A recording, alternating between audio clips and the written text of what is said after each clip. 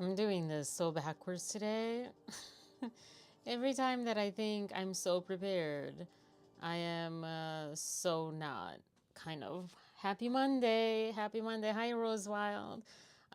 Yay for the dolphin. If you're new, I'm Arena, if you're watching this on replay.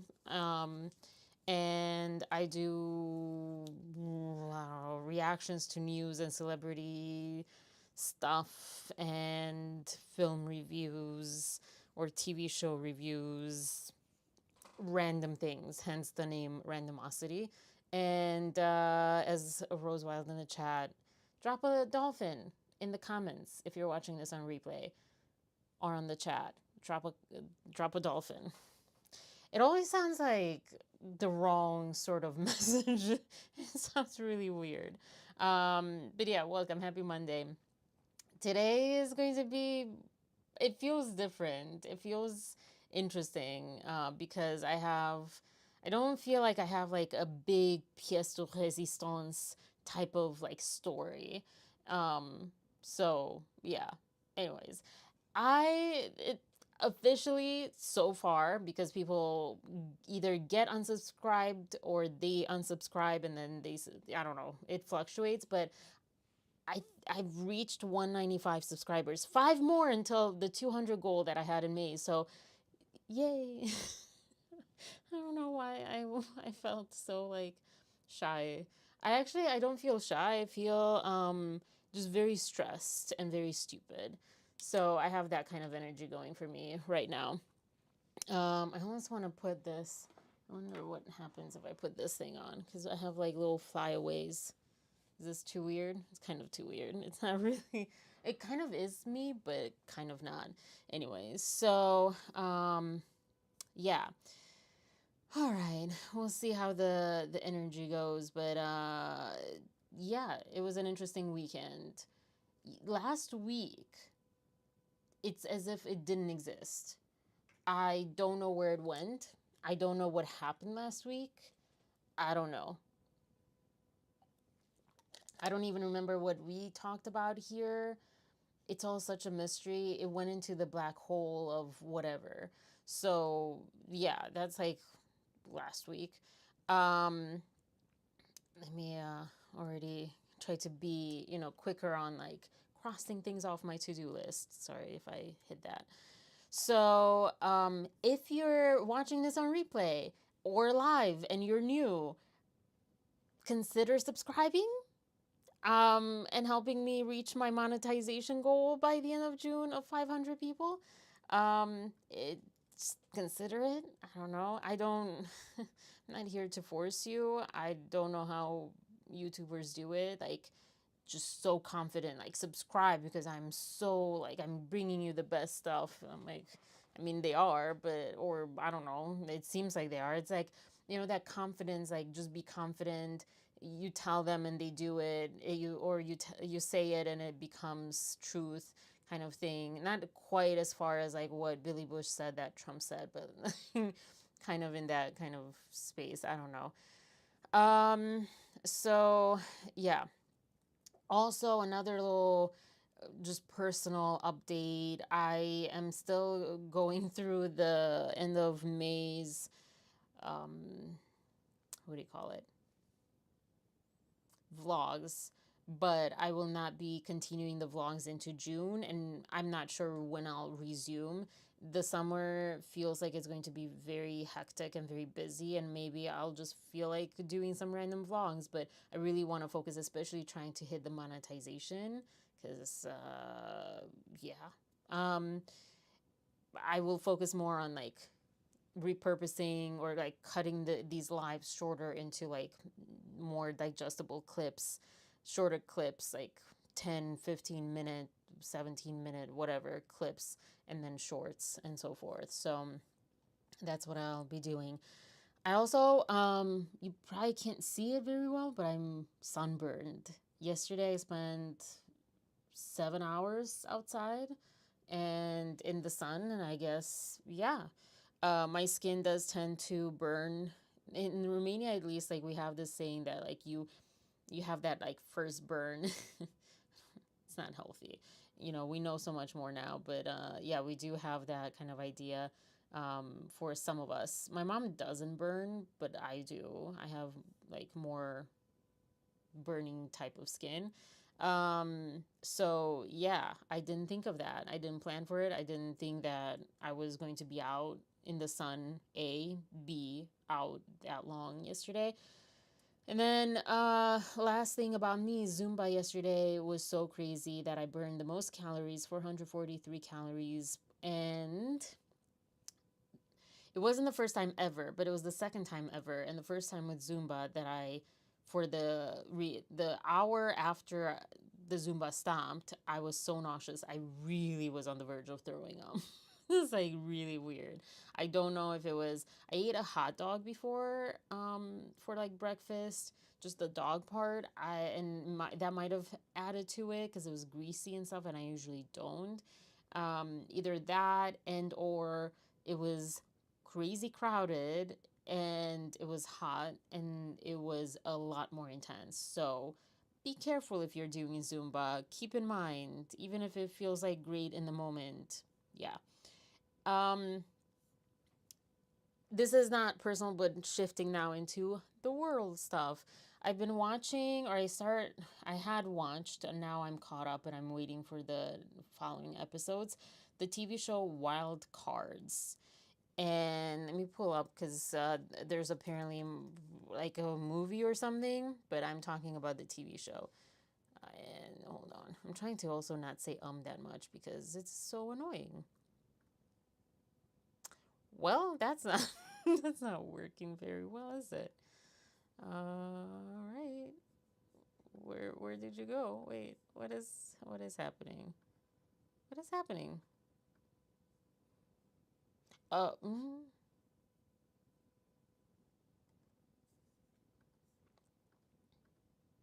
okay. Sorry. Yeah. All the time when I think that I have something. So this show. And I hated the first two episodes or the first episode. I can't remember. I think it's a longer episode. Um, hate hate is a strong word. I just she was extremely annoying.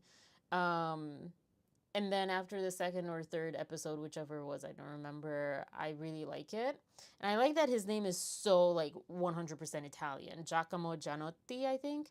Um, yeah. It's like really Italian. It's a Canadian TV show and it's cool. It's cool. It's very much like White Collar, except she's a girl, and it's not white collar theft. She was just robbing people before. So Jason Priestley, is that the guy's name from 90210? Yeah, he's her dad. He's in here. I don't know. It's really cool. It's really cool. Yeah, it's a crime comedy. That sounds so weird to say. So yes, that's my TV show movie. I haven't watched any other movie. I was going to buy tickets for Karate Kid, but I'm having a hard time spending that money. So just so close to the other one, even though I didn't pay for Sinners last week because it was under the subscription, the Fandango subscription. But yeah, so and then also this week is quite busy. So like the following week I might see that and I'll let you know. Before we get into the news, which is interesting, and because I am going to cover a couple of news stories, I saw this and I thought, so nice, so true, kind of sad. I don't know if that has music. Yeah, I don't know. I don't know if that is a that music is copyrighted or whatever. But yeah, they will never know the feeling of being proficient in Excel. These horses. Oh, poor horses. Such a hard life. Hi, Arnaldo. Happy Monday. I am in a weird energy today. I'm very stressed. Really off my game, but I'm gonna try. Um, So yeah, I'm saying that, you know, just because heads up, if I'm like doing just that all crazy weird tongue twisting happening, just like what I just did. Also, I was like really tired today. I was like so tired. You know that kind of tired where, I'm sorry, we're at appetizers right now. You know that kind of tired where it's like painful to stay awake. That was pretty much the whole day today. I did get pretty good sleep last night, but yeah. And then my dog is not with me tonight, so I should get like better sleep tonight too. Hi Maria, welcome. Happy Monday. Um, yeah, Rosewild is here, guys. It's been a while. All right, let's get into. Hold up, just before I forget, news. There we go. So we're going to start with what happened in Paris. Maybe I mean, I don't know that much about France and Paris. I know they do have a lot of, what do you call those, when people, not riots, but apparently they have riots too, but protests. It's really common to protest, to strikes is what I mean. But this felt very different. It was like, I don't get it. And I like this quote from this. Oh, clicked on the wrong thing. This article. Dilla, which I don't know who Dilla is, I forget. Carolyn Dilla or whatever, correspondent, says that doesn't believe that football fans are primarily responsible for the serious violence. I mean, there were cars burned. There were like just craziness. And then this historian Tellier Thibault or Tellier, I don't know. I need to brush up on my French. Who has studied the history of the banlieue, pointed out that events like last weekend's represent a kind of automatic violence. It isn't necessarily part of like a specific event. It's just like people that find this like, oh great, let us do what we wanted to do anyways. Something about like challenging the French state and its representative politics, whatever. So like basically some people believe that it was not so much about the football game, but because, or the soccer game, but because it was just an excuse to show up with what they already would have wanted to do anyways, and taken advantage of that situation. 559 people were arrested. I will show this little clip here. I don't know. Right, I need to figure out. Okay, something like that. Why did you pop up there? Expecting an update from the Paris Saint-Germain won their first ever European Champions League football final, soundly beating Inter Milan 5-0 in Munich. With more on this, I'm joined by my colleague Nikki Schiller in the newsroom. Nikki, bring us up to date on what the French authorities are saying. Interior Ministry, Samantha, have confirmed that 2 people have died and 192 others have been injured during those celebrations, as you say, after Paris Saint-Germain won that Champions League trophy final against Inter Milan in Munich. 17-year-old Paris was detained, but that they tested negative for drugs and also alcohol. Now, we know that there were a number of clashes in the centre of Paris, and indeed 559 people have been detained. Flares were set off, fireworks as well, and 22 police officers were injured. Now, one of those police officers is in an induced coma. Now, local media are reporting that he was hit in the eye by one of those fireworks. Anyways, I'm gonna stop there. But yeah, this is this happened. This happened over the weekend, I guess. I was trying to find some news because I have these little 4 points, and I just had Blake news. I had like one Justin thing that I'll close tonight with because it's like a happy thing, and I had like another just random topic. But Not really. So yeah, so I just went on Ground News and just browsed the homepage of what it showed me, and this was one of the things that stood out to me. So this is crazy, but congratulations to the team for winning their first ever championship, I think, because they're back. I don't know. Yeah, just one first ever win. I don't know. But yeah, I can't really make sense of any of this. Of course, my internet is bad again. All right, great. And I'm so sorry to hear that, Rose Wild. We're kind of in the same boat in a way. Probably very different, but I'm sorry that you're not having a great day. Hopefully, this will be a decent distraction.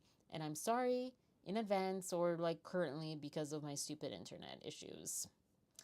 I believe it's because someone's home from school and playing video games and on streaming. we're competing over here.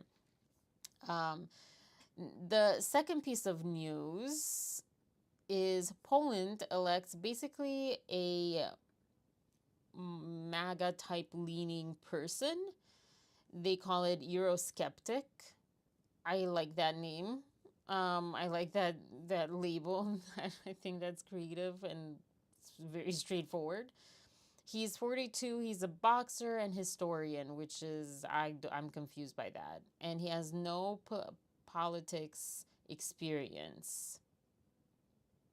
But he came in on the scene because I don't know, people wanted him. So it sounds very close to what happened in Romania. Like suddenly someone pops up that has zero politic, not just experience, but career, and suddenly they pop up and just like, where did he come from? How did like all these people know about him?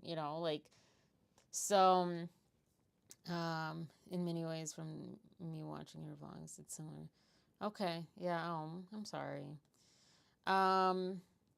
If you want to share, but yeah, like this is I still want to create like a little community, a little corner for us, that have been on here, and we have created this more like safe environment with each other that's not just like open to the public anytime. But yeah, I'm working on that. So yeah, Karol Nauroki. I don't know if that's probably not how you pronounce his name. But yeah, he got elected. He apparently supposedly appeared on TV. I don't know exactly when, but in disguise to talk about a book that he wrote about the life of a gangster. He has connections to the underworld, which sounds like a movie kind of statement. I'm guessing that's kind of what they were talking about. I don't know. And apparently, allegedly lied about acquiring a second apartment when I guess like it was confusing, like why this was such a big deal. But like I think he lied with how that happened, and that they discovered that he took advantage of an elderly pensioner. I mean, I was watching the BBC talk about this, so I have those kinds of words. We'll get to that story, that crazy story next too. Wait, how did I do that last time? Oh, that's what I did. Okay. And yeah, he's a champion of Trump. And just like Trump, this reporter says, his base is immune to the noise about his past. I mean, I think it's not just the past, but yeah. All right, so here we go. Nawrotsky had no political experience before the campaign that led to his presidency. The 42-year-old historian and former boxer wasn't even a party member until he was backed by the conservative Law and Justice Party that previously governed Poland. Oh, okay. He was at the head of the Institute of National Remembrance, known for embracing nationalist historical narratives. We must do everything we can to ensure that Poland remains Poland, rich in its cultural heritage, in its attachment to what is enshrined in our national community, to the symbol of the cross and to Christian values. I had this conversation earlier over the weekend too. Well, not really, but this this was a topic for a brief sentence, and I'll say it again. This kind of talk, this kind of sentiment, this kind of thing, when you're like, we are the best, and going against another group of people for their beliefs, their skin color, their like ideology, their whatever, sexual orientation, whatever it is, it just creates hate for you as well. And so, and especially like, as the world is hopefully, but I think just generationally, it's a force that you can't stop, which is evolution. You just evolve. The world keeps going, and we learn. Each generation evolves past their parents and their grandparents. It's just like you can't stop it or control it. But you can delay it, you can slow it down. And I think this is what's kind of happening around the world, is this attempt to delay the inevitable of change for the good, I would say. More inclusion, more love, more peace, less greed and isolation, disconnection, all this stuff. This kind of stuff just, I feel, breeds more anti-Christian hate, anti-Semitic hate, and crimes and so forth. And so, yeah, I don't like hearing this stuff. Like, yeah, of course, like Poland, like anyone, any ethnicity, any country, any place that has such a rich cultural history, very unique, its own cultural history, of course, like that should be important to remain, to continue. And I think, of course, it makes sense that there are, there are people, there are moments. What the heck is, I don't know what that was, but that did not sound good. What fell? And I hate iPhone's picture stuff right now. I just hate it so much. I hate it so much. I had saved something and I can't find it. But oh my gosh, this is so annoying. Yeah, I think, of course, that yields people trying to resist coming together and meshing with other cultures, which I find inevitable. And I also understand that it's kind of complicated. Like, what do you keep? What do you change? What changes? And all that stuff. I don't know. So I kind of get what they're kind of not preying on, but kind of, depends on the person and depends on the party, depends on the whatever. And I found it. There was this YouTube meme or whatever, it was not YouTube, sorry, Instagram, that said, it was wine, what is it? Wine for wine. I don't know. I am from Romania. Hi, Rabia. Sorry, I said hi. Hi, P. Welcome, everyone. Yeah, I am from Romania. So it says here, I really pray that everyone finds the right circle of friends and the right partner. Life is already hard. Relationships should be the least of our worries. And I screenshotted, and I want to mention that because I think they're completely missing the point. This is why life is hard, because we're bad at relationships, because we don't teach ourselves, we don't learn how to have relationships with one another. And I'm not talking about romantic, I'm talking just the basic blocks of relationships, the basics of like human dynamics. Where do we learn psychology in school? Where do we learn about this? The closest we come to that is nothing. I was going to say like sexual education, health education, whatever, health class or whatever in the US. But no, that's not it either. That's just like kind of learning about biology or whatever. History is not. History is just learning about history, about like events that happened or whatever. But like to learn how to coexist with other people, whether they're the same as you or different than you or whatever. We don't learn that. We don't teach that. We don't learn that. We're very lost. People say the reason for divorce being 50-50 is whatever. I think it's because we don't know. We don't learn and we don't teach each other once we learn, once we go through life. And then also, each generation learns more than others. So, like my grandmother always was saying, like, you think too much. Like you young people make it so complicated about like attachment styles and stuff. And no, it's like we actually are educating ourselves more. We're more open to being educated, to not doing mistakes, to learning how to communicate with one another, to create more peace, to create more love, less disconnection, less issues, less conflict in relationships, and less like just putting up with something in a relationship. So I think that they're very connected. I think like if we would be, there is no right circle of friends and partners if we don't do all of this work to understand that. And I mean, if we would be in this place, in this world created where we would learn psychology in school, we would learn things like this, then we wouldn't have to like put in that much effort as we do now because we are lacking in that. Like imagine if you go through school and you never learn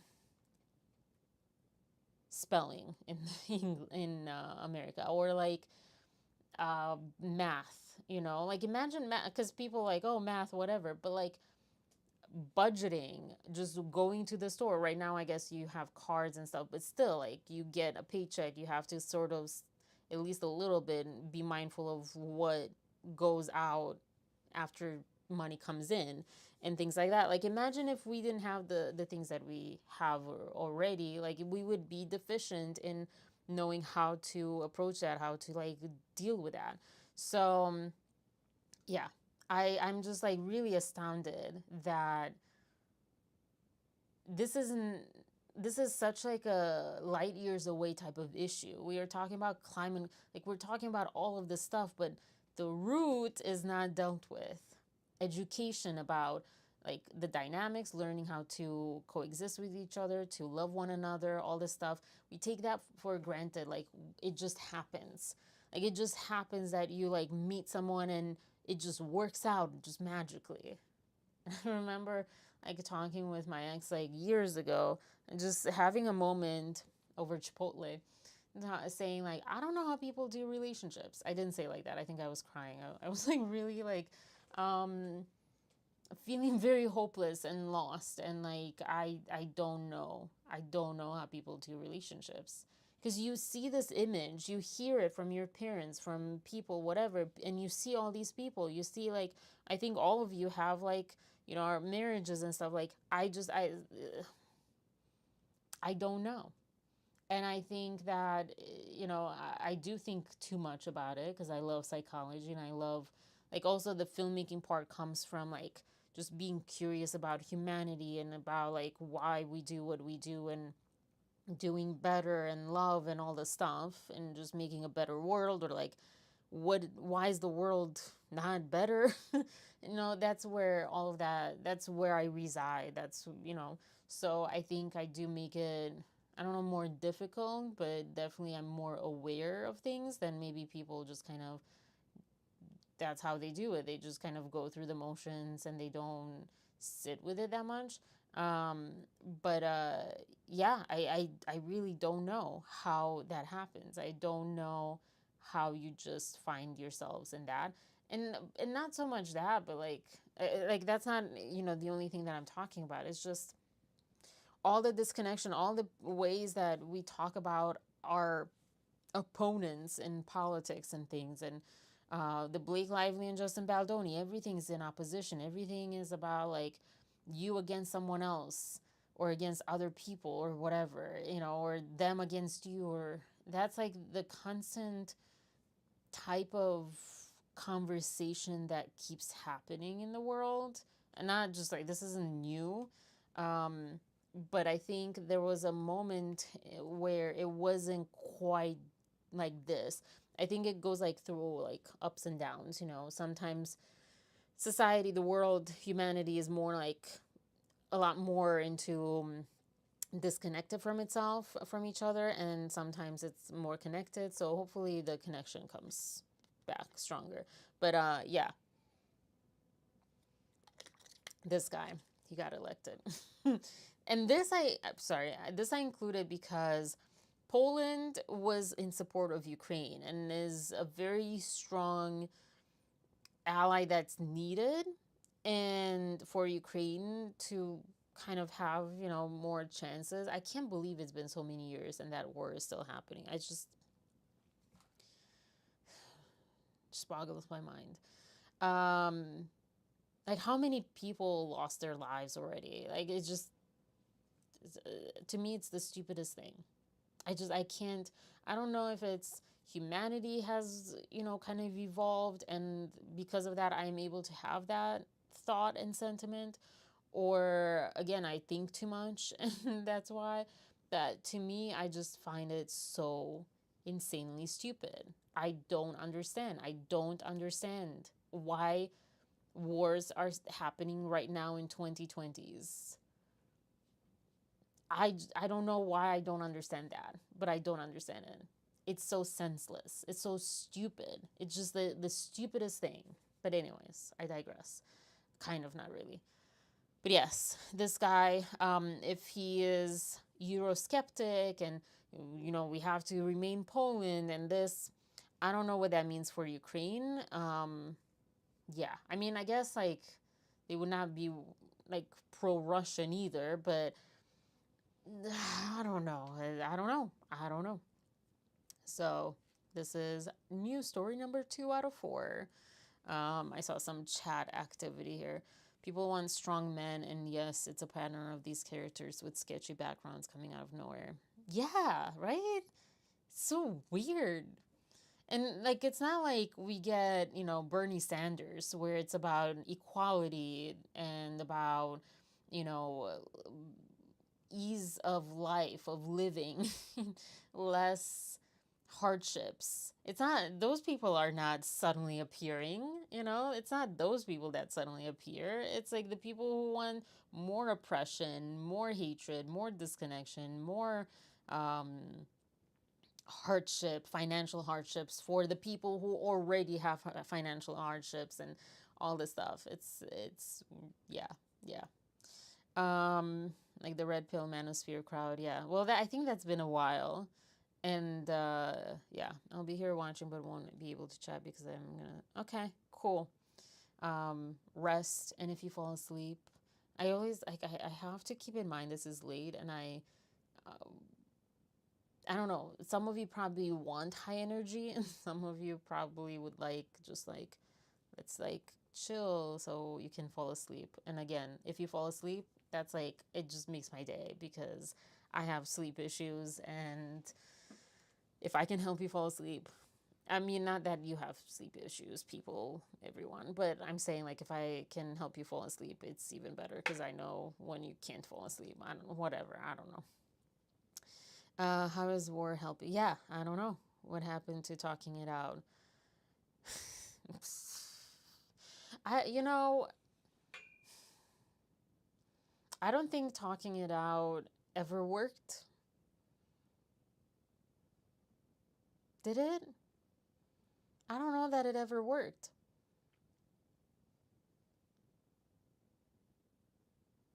Maybe for some and sometimes. I mean, there was diplomacy, there was something, but I don't think that it was ever like really working. It was just like I'll give you this if you give me that kind of stuff. And I don't consider that necessarily a success.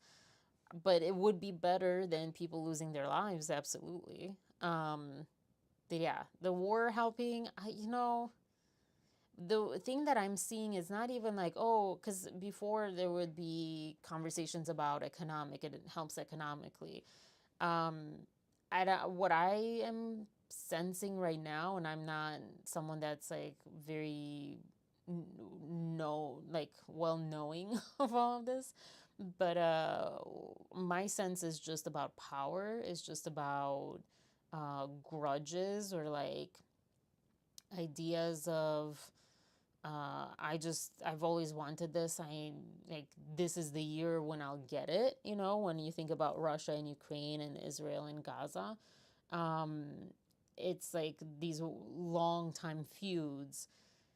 So, yeah, I wonder if Hungary is going to be next with Transylvania in Romania, because they keep saying that Transylvania is theirs because they took it over back in the day. But it's kind of one of those things where it's like, well, how far back do you want to go? Because really all these countries didn't exist at one point, and like, how do we want to approach that, and why? Why do you need to capture territory in 2025? I think it's just very stupid. I think it's like going with the mindset of like the lowest mentality. It's about resources and all this stuff. It's not about like just living life. I don't know if I make any sense with that. I sometimes do that. That's why I don't say by the end. Yeah, I know. I think, was it Friday? No one, I think, said goodbye. And I was like, I think everyone fell asleep. Because I saw you guys, like, as viewers. There were viewers on here, but no one responded. So I'm like, I think I did my job. I mean, it should be the only option. Yeah, that's personal, not for the better of the people. Oh, yeah. I mean, war is never for the better of the people. Or now. I think back in the day, in like caveman days, it was probably, yeah, you needed more resource, you needed more food, you needed more territory, whatever. Maybe not even then. I don't know. I'm not a historian like this guy who's a boxer historian. I love that combination. It's like the weirdest combination. Like, I understand if he does boxing as a hobby, but he's a historian. I don't know. Okay, anyways, moving on. Yeah, it's definitely not for the people. I mean, everything that's happening with the U.S. right now, no policies for the people. Nothing that is trying to be passed or is being passed or anything is for the people. Everything's for personal interests of some people. It's in the president. Like, it's not for the people. And I don't know, people talk about how people like Taylor Swift and just artists that kind of live from early days, from young ages, in that stardom, in that being famous place, and how they can't relate to their audience. And so when they write music, when they make movies, whatever their art form is, books, whatever, they can't relate, and it just eventually falls flat. And maybe it's kind of like that. These rich people that make it, or even people that are not necessarily rich or whatever, but they are always in politics. They're not really in like everyday life, because they have their job secured in one way. They have, and some are rich, some are maybe less rich, but still maybe more than the average. And it's different to talk to someone than to live it. So I want, although I mean, Bernie does a pretty good job in connecting with people, but and some people can do that, that have like really good feel of empathy, good like handle on empathy.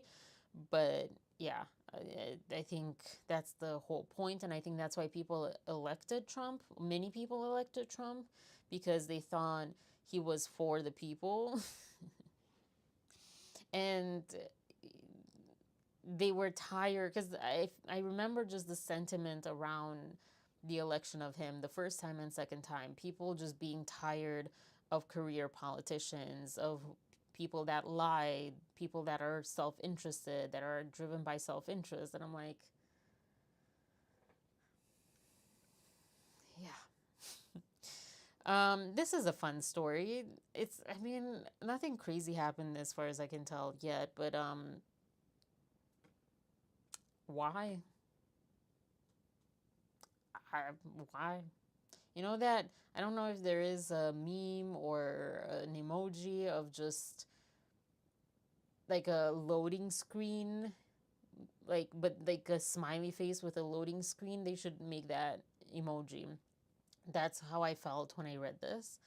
Indian smuggler caught at airport in Mumbai, I think, yeah, with 52 live venomous snakes and exotic animals. Actually, it's not exotic animals, it's just turtles and snakes. 44 Indonesian pit vipers, 5 Asian leaf turtles, and 3 spider-tailed horned vipers.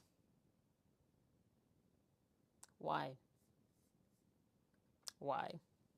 This is The the story. Mumbai Customs Department intercepted an Indian passenger at the Chhatrapati Shivaji Maharaj International Airport for allegedly smuggling a large number of exotic reptiles and turtles to India. 44 Indonesian pit vipers, 5 Asian leaf turtles, and 3 spider-tailed horned vipers were seized from the airport.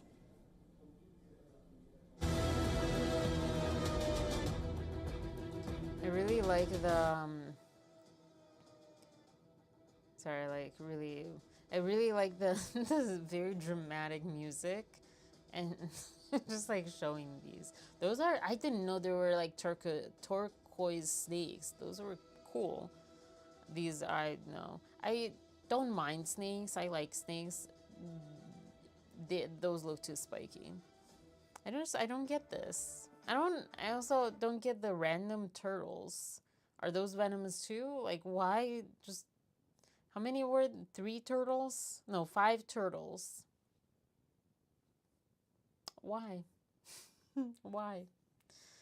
All right, and the final one is Kent University to close LGBTQ plus women's center and multicultural center after passing of SB1, which I actually don't know what that is actually.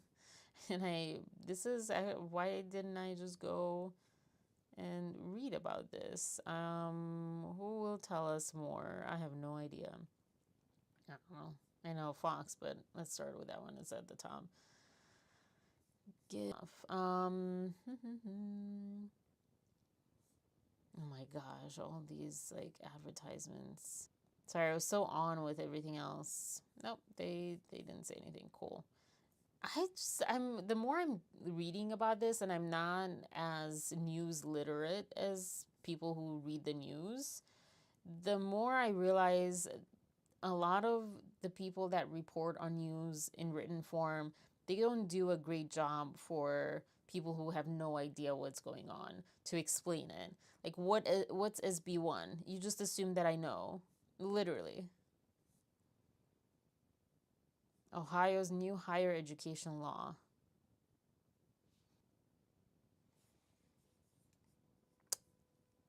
What kind of news? It's just, oh gosh. No wonder we're like incompetent. We can't even like learn if we want to.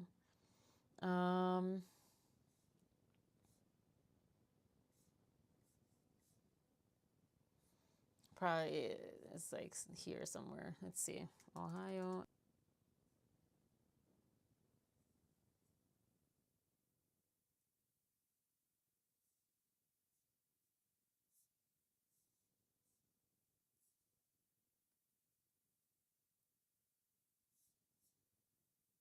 If Ohio institutions of higher learning are to be prohibited from teaching DEI while not clearly defining it, look at this. Look at this. This is just like, what the heck? Our math students could be in a heap of trouble. That's interesting. DI also stands for derivatives, exponents, and integrals. Okay. All right. Humor.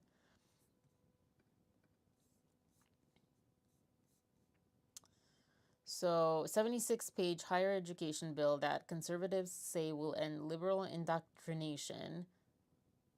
That's really ironic because you're literally taking away knowledge. So that's ironic at college, but that professors and students believe will lower the quality of Ohio education. I mean, it's not great already. So Largely among the party lines, despite hundreds of protesters, blah, blah, blah.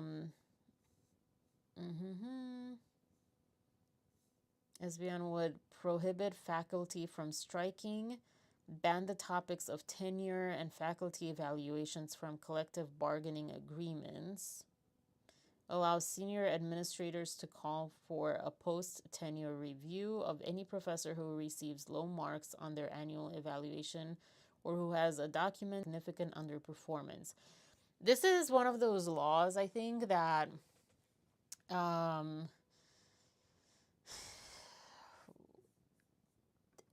it presents itself as a good thing. Like, oh yeah, look, we're like, just making sure people are not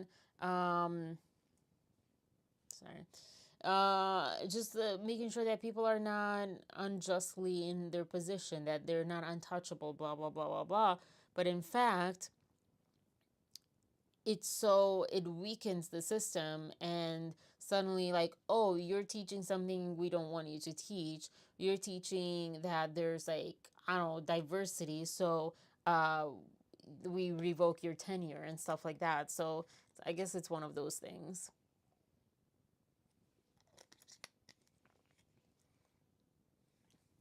They are concerned SB1 is the first legislative attempt to limit the power of unions. They fear lawmakers will attempt to kill unions through what one legislative leader has described death by 1,000 cuts. I mean, we are, I think, in a persistent death by 1,000 cuts. All these different laws and things that are like coming up. So, yeah. So that's the fun news. Oh boy. All right. On to Blake Lively. And then we'll end with like happy stuff of Justin and Emily Baldoni. All right. Why venomous? Yeah, I don't know. I don't know. I don't know. I don't know why that had to happen. Like,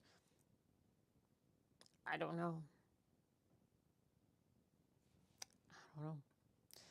Blake Lively. So a couple of things that are quite intertwined happened over the weekend and stuff.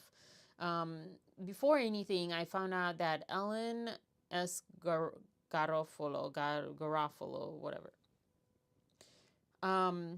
She was, I almost said voted in.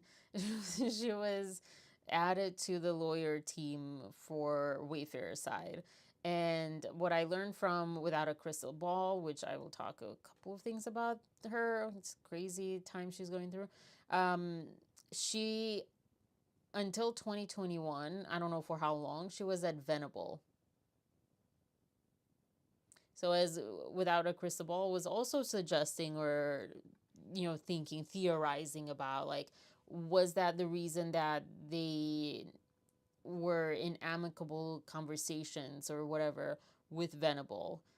Because she worked there and she had connections, she had a relationship with Venable, and so, being trusted and all that stuff, maybe, I don't know. This is why, like, it's probably best to quit jobs on a good note, because you never know. But or I don't know if she quit, let go, I don't know what happened, but yeah. So but she's on Brian Friedman's firm or whatever firm he's with, so she's new to that, and she was replying to something, I forget, I don't know. But yeah, hold on. Whew. Also, like, I can yawn on command. For anyone who needs to yawn, let me know. Like, I can help you. Every time I edit my vlogs and I'm yawning, I start yawning because I hear myself yawn in the video. Yeah. Okay, I'll start with this little piece because it's kind of the quickest, and then we'll get into the whole mental health records situation. So Justin's body double, yes, I pronounced the O sound correct, worked with Blake before on the first Simple Favor photo shoot, provocative, whatever, will have Jersey Flaws video showing that. And he has not good or bad things to say, basically, just that Blake seemed to be not herself compared to that first time. Also, when was a Simple Favor? 2018. And he was for 2 weeks on It Ends With Us, and a day or however long for those photo shoots or whatever. So like, is he really the most reliable source to say that? Because people go through ups and downs, and as Jersey also points out in her video, like he was coming in at the end as a body double to shoot like stunt stuff or whatever. I don't know. So those were like the most tense times, and that's also when Blake was not trying to use Honey to like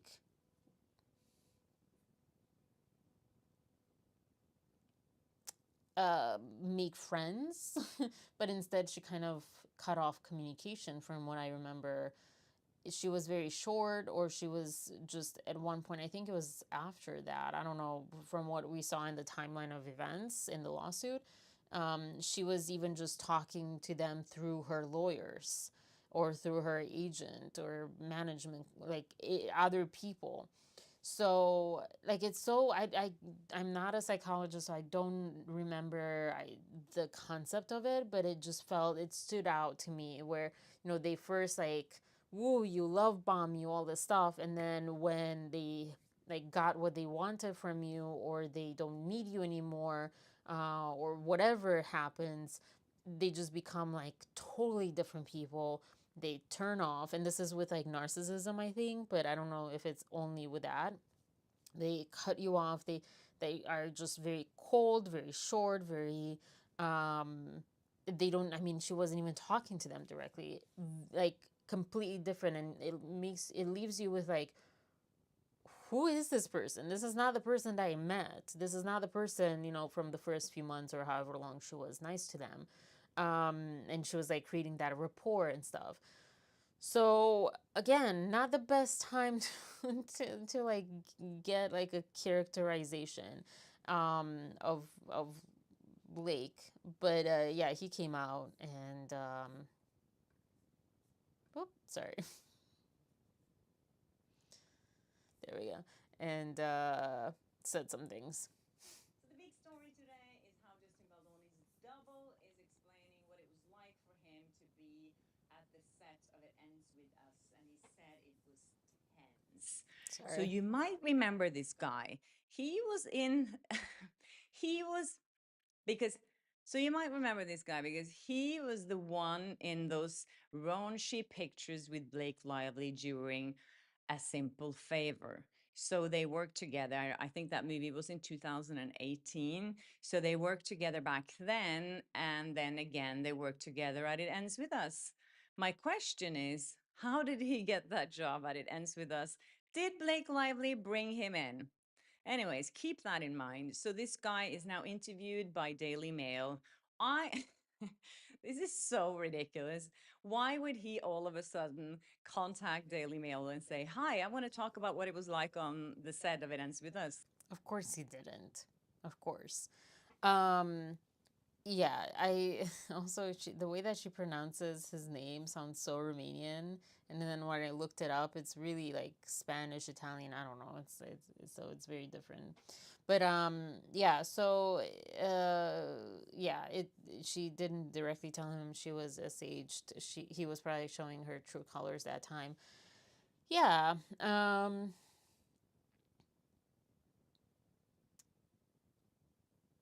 Sorry, my brain just kind of had something to say and just stopped. Yeah, and that it's for show. Yeah, it's someone was saying, maybe a few people were saying last week or the last couple of weeks, that every time there's a move anticipated from the Baldoni side, they make a move, Lively Side makes a move in the press or with some filings. And so this is kind of a coincidence with suddenly, because it's not like instant, right? They get subpoenas, they get requests, they get whatever it's called, and they have to sit with it and whatever, and they have to provide it, they have to gather it. So it takes some time. So they had time, to, reach out to this person, ask them to comment, ask them to, get in touch with the Daily Mail or whatever. And hold on, excuse me. So yeah, it is kind of an interesting coincidence. Oh my gosh, the hiccups with the whole mental health records situation, which I mean, I don't know that I can ever have that audacity, not audacity, but just that I don't know what it is when people just have like lack of shame. I cannot lie. To me, it's technically not a lie, but like when someone says, like in her case, she said that she had extreme mental anguish and distress and whatever. And then they're like, well, show us. You can't just like claim something, especially that harshly. And I also pointed out that it's kind of fair because Blake wants them to show their financial records or whatever to prove why they need to sue for 400 million. So it's equally fair for them to say, hey, show us why you're suing for mental distress or whatever. It's very fair. But yeah, so um if I am saying that, and even if I believed it at the time or whatever, but then when it comes time to prove it, I say, you know what? I'll just never mind. Just forget that I mentioned that. I don't feel like I have it in me to do that. I think I am still kind of confused, and I feel like really like frustrated sometimes with how people see the world and how even like it gets onto me. Like yesterday there was the comment about me, and I'm like, that is like that's a different, like, why would you say that about like not vengeance but whatever, vendetta or whatever. And I just was like, I mean, clearly that person doesn't know me, but like, what is wrong with this world? I don't know. I cannot like fathom how, like, it would just, I could not sleep at night. I couldn't, like, I couldn't even do it. Not even like, oh, I would have remorse. I literally couldn't do like revenge or like lying or deceiving or whatever. Like the few times that I've lied in my life, yeah, it was like and also is, I think, very noticeable because I suck at it. But if it wasn't, I just was like just in anguish, and never something like this. And it's alleged, like we don't know. Obviously we don't know anything. It could be not that she was lying about the distress, but she just doesn't want to reveal more, like, because it would be like, well, what do you share and what don't you share, and you have to share it all and whatever. Although this could be a moment for attorney's eyes only, if you don't want to share it because you don't want it to get leaked by any way, or to the wrong eyes or whatever, to the opponent's eyes or your enemy's eyes or whatever. So yeah, and sorry, I'm like already on to the next, because Lauren here, she said the kind of the same thing. So as you guys can see from the title of this video, obviously Blake Lively does not want to produce her mental health records, so Justin Baldoni and the Wayfair parties have filed a motion to compel. Now, what's interesting in this letter, I'm going to give you a little spoiler here, is that Blake, rather than produce these records, is going to withdraw her infliction of emotional distress claim. Okay. I can't say I'm that shocked, but it's interesting for sure. So we'll read through the letter. This won't be too long of a... Yeah, watch her video, is quite short. I've been out of it because I didn't know she was in Sydney, Australia. That's pretty cool. I am curious about Australia. That would be really cool. All these people on vacations and stuff, I'm like, oh, I can't take vacations. It's stressing me out. But yeah, so she wants to withdraw without prejudice, meaning she can just bring it back up anytime. So it looks very much like it's just self-serving. It's just because she doesn't want to disclose the proof that is very fairly asked of her. And Lauren also states that it's not a weird ask. And is this her or me? I think it was a her. I don't know. I'm maybe paraphrasing what Lauren said here. I just find it strange that anyone thinks anyone can just claim things and say, just believe me, in a court of law. Literally not the space for that. These were my words, but I think her sentiment too, where, when you're in a relationship, I guess like technically you can say that, with your friends, family, even at work, whatever. But when you're in a court of law, everything that you say has to be proven one way or another, and should be proven. It's extenuating circumstances aside, like it should be proven with proof, with evidence. You can't just like throw things out there. But that's also her complaint, and her lawsuit is a lot like, just take my word for it. This is what I texted this person. This is what they texted back. Just take my word for it, So, surprised? Absolutely not. But infuriating? Kind of. Yeah, it's just, and very telling. That's because that's the other thing. You basically, Lively side basically just showed their hands that they are apparently, allegedly not telling the truth about this, or something fishy, something they don't have proof. I don't know. I mean, and then on top of, because they also like, it's not like they don't know that she's out there seemingly just fine and dandy, and the opposite of losing gigs, while Justin, is not working at all and shunned. So yeah, it's like, it's just, there's no, this is not a win in any kind of way. Even if they get like, okay, you don't have to submit this, or you can dismiss it, even if they get this as a win, it's not a win, because I don't know how it works with in court, with if they get to trial and whatever, because it's still kind of like crazy to think that they would get to trial. um, because there's just so many explosive things that are coming out, and it's I don't think there'll be a settlement, but I don't know. But yeah, so I don't know if it'll influence or be able to be influenced, at trial, for the jury to say, hey, like, we had submitted, she initially said this, and then, she withdrew it, and blah, blah, blah. I don't know. But like, again, although you could say it doesn't, a court of public opinion doesn't matter, it does when it comes to like working as a public figure. So you have the public that you need to believe you and show up for you and stuff. So yeah, it's just like, I think the thing that irritates so many of us is that possibility that she'll just get away with all of this, that she'll, like, someone who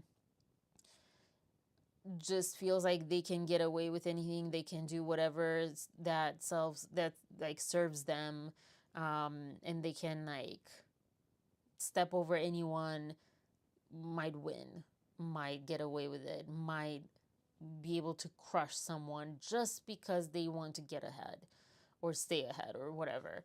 That's like, the stressful part. Yeah. They also misspelled HIPAA, and I thought it was Blake's lawyers, but Lauren replied to me saying, no, it's Justin's lawyers, that they misspelled HIPPA instead of HIPAA. But yeah, because I was like, in school, I believe I remember, like, in school, we were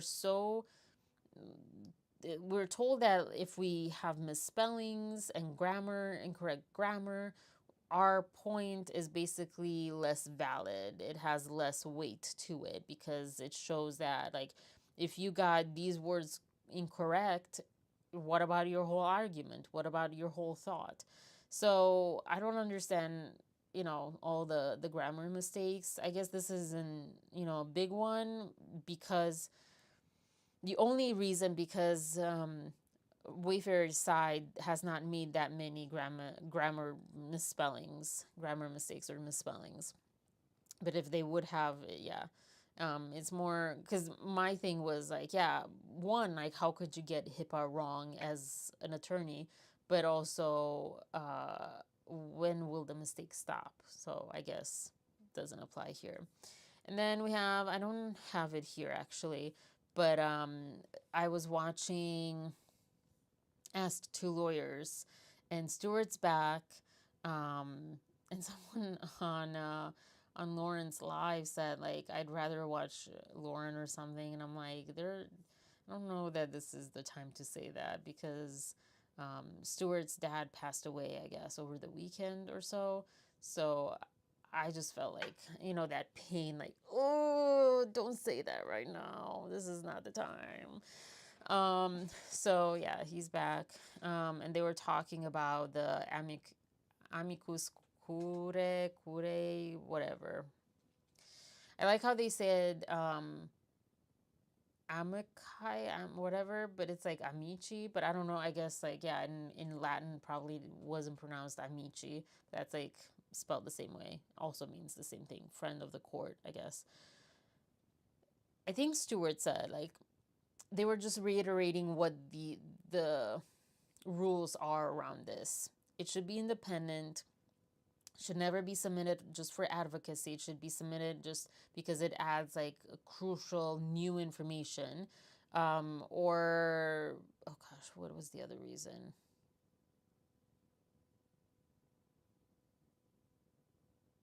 Oh my gosh, I forget what the other reason is, guys. You might remember. And it should not be just presenting the one party's arguments in a different voice, in a different way, in a different light, and it also has a narrow use to be used when representation is incompetent. Like I said, when new information needs to happen to, like, be brought that otherwise can't be brought, and something else.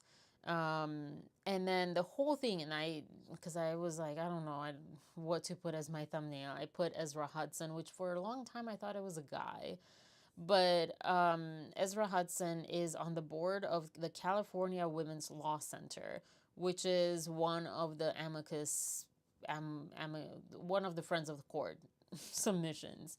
And this one person in their chat, shout out K-Fitch, I don't know, she is not on here, but they said that Hudson helped craft this law, at least in the way of California Women's Law Center helped craft this law. So therefore, because she is part of this organization, she also indirectly or directly crafted it and supported it. And so it seems like it's not independent, is it? It seems like there's I don't know, conflict of interest being the term, but it's not independent. It's not this, like, entity that's completely independent of everything else. Not only that, but, like, well, no, that, yeah.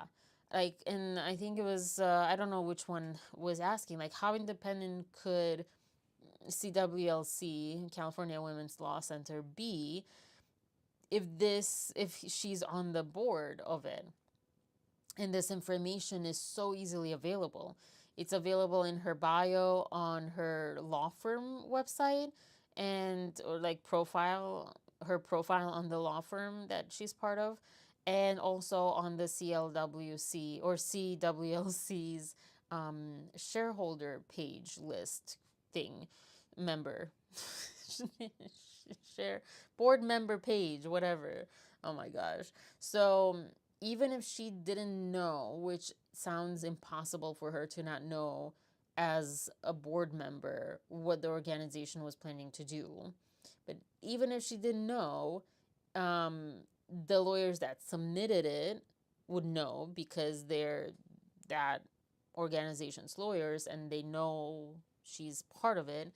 And so not being at least disclosed is a problem potentially. It seems very likely. And it just kind of, it makes it kind of impossible that it was an independent source, that there was that independence rule met to that. Yeah. Hi, X-Lady09. Welcome. When the other party is not completely represented. Okay, yeah. Wait. Yeah, well, no, that was like, yeah, the incompetence. Yeah. They need time to make up lies. Yeah, I don't know that they need time. I mean, they're allegedly, they're like putting out a lot that's not seemingly very true or on the up and up, as some people say. That's not fair. She can then so in the future. I say no to yeah. I'm so curious what the judge will say to this. There was, I think I mentioned it last time, there was another thing that I thought, maybe it was this amicus stuff, that I felt like, what will the judge say? Because if this wasn't a public stunt, what was it? Because it wasn't for the court, because they didn't present anything. It shouldn't be, this was like from last week, the amicus should also not be emotional, should not be compelling emotionally and stuff like that. It should just be factual. It should, yeah, that's another rule of it. So yeah, so I don't know what he'll do with this, and with the mental health records part. I agree. I think it should be, what is it, with prejudice or without prejudice? It should be basically whichever one is, for her to not be able to bring it up again, because I mean, that's so completely unfair. Then anyone can just mention anything, withdraw it when it comes like time to submit proof, and then bring it back up, later when it's like, well, too late, I don't need proof now because it's too late. Doesn't sound at all like lawful, ethical, fair. Yeah. Blake and Ryan are never-ending frustrations. That is, I'm going to I don't know if I can, sorry. Sorry, I didn't put in the chat, I guess, because I was going to highlight that, because yeah, I think that is such a beautiful way of saying it. I don't know. This does not help her. Yeah. Sorry, I'm like going backwards with it. I think it's a delay tactic. Yeah, they're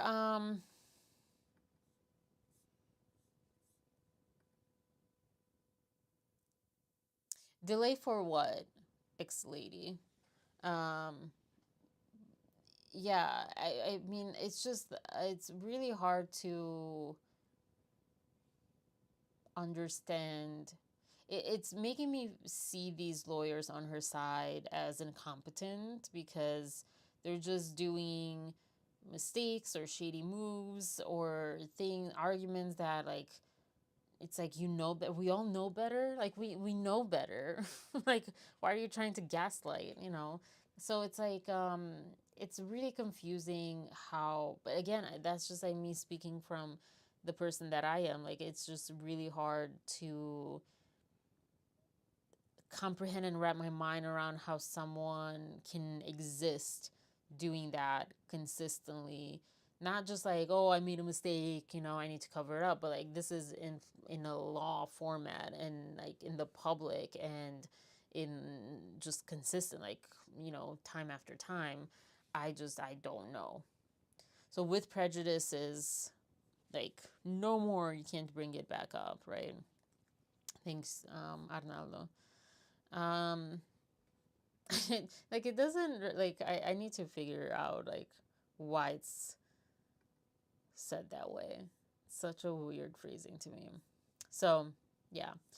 Then without a crystal ball, there's a couple of things happening. She was threatened with a cease and desist. This was 3 days ago. 3 days ago. There's a discovery window once it is closed and the claims are dismissed without prejudice. She can bring it back at any time for the discovery on that claim to restart pushing the trial date back. Oh, I didn't know that. Why would she want to push the trial date back though?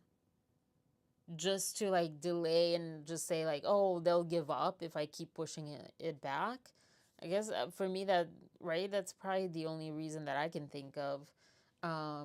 Because it's not really in her benefit. They're spending money.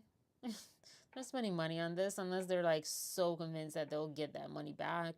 Man, this is so messy. This is such a mess. But yeah, so without a crystal ball, got this cease and desist or threatened to get it to, I don't know, send it to her. Jones insists that Tom Brady is still her client. Stephanie Jones also denies she has retaliated against Jennifer Abel or ever smeared Blake Lively. Let me say one thing though. Without a crystal ball is, I would say, a full-on journalist. I mean, she does her research. She is in the courts. She gets records. She's gets police record. Like she does her journalist stuff. So it's not just like a me type of influencer. A. B, she's an influencer too, or like a social media commentary, whatever. She has, her YouTube. To threaten someone to sue them because you're, as someone online, are saying that, the speculation that, because she also mentioned that there's a speculation that Tom Brady is not her client anymore. Like she didn't say, well, she said that sources told her, but this is like so common, like it's like attacking free speech in a way, because yeah, we can say anything. Like they're saying anything what they want. They're saying things that are not necessarily factual. They've said things in the past that, I mean, she's the one that, yeah, she's the PR person. So I'm 99% sure that she's not always said the truth on behalf of her clients. That's not what PR companies do. They just kind of, do their best to get their clients to look good. So don't tell me like this is like so awful that this person is stating what she has heard, rumors, theories, allegations from sources, from her own investigation, whatever. She has a right to do that. That's part of the free speech part. So I'm curious, how that would go. And then that she denies she has retaliated against Jennifer Abel and ever smeared Blake Lively is like, but this is why you're at court. Like you deal with that in court where you're being sued or whatever is happening. Like this is just so stupid. This is again so stupid. This kind of makes her look like she's freaking out and truth is not on her side. That's what this looks like. And without Crystal Ball also got in touch with, or Billy Bush got in touch with her, or somehow she spoke with Billy Bush and he has her back. And this says that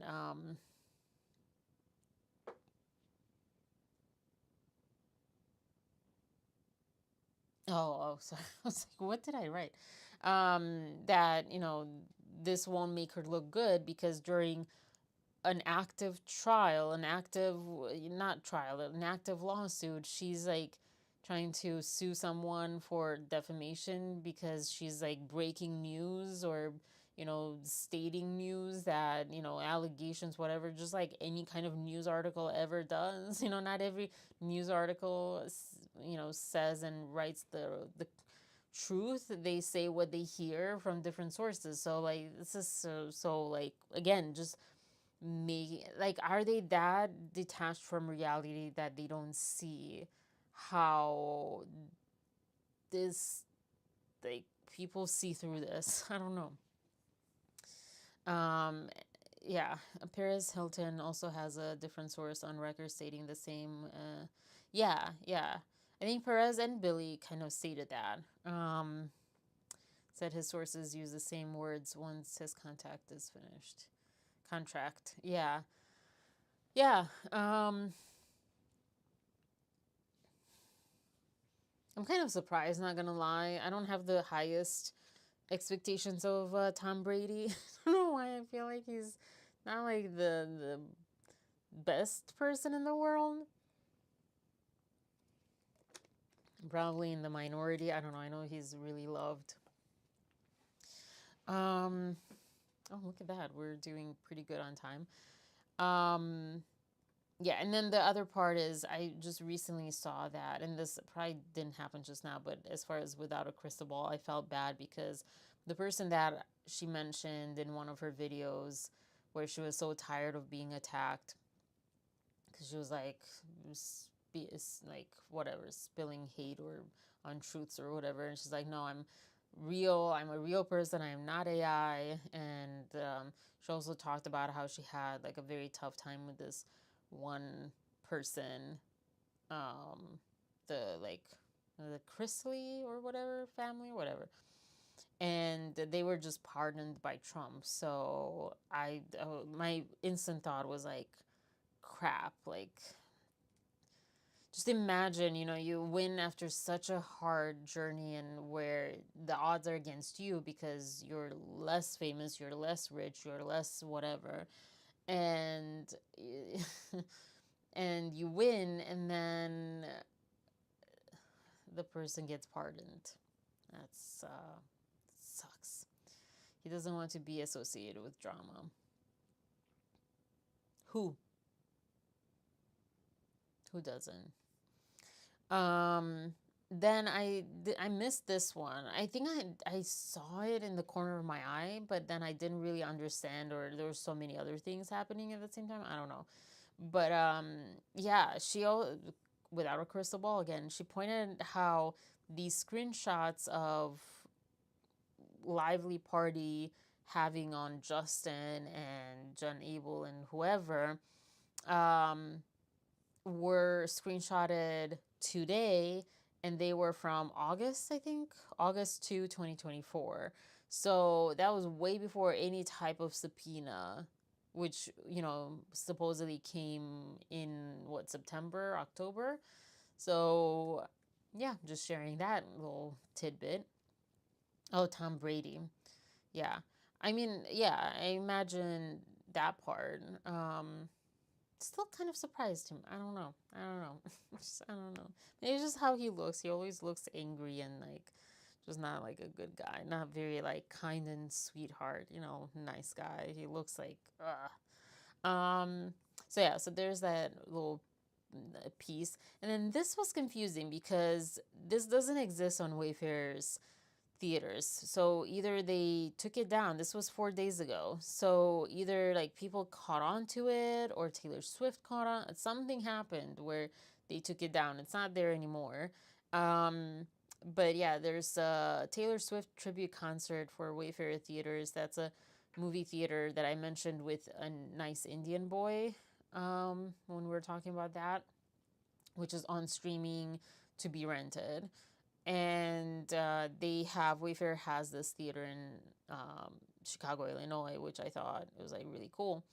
But yeah, I like how like Ashley Brianna Eve was. I don't know if she talked about it. I haven't like caught up with everything. Oh my gosh, there's so many people, so many videos. But I don't know if she like looked into this. But yeah, that was November 8th, 2025 also, which was so far ahead. Like, isn't that weird though? I don't know what that could mean. because that's so far ahead.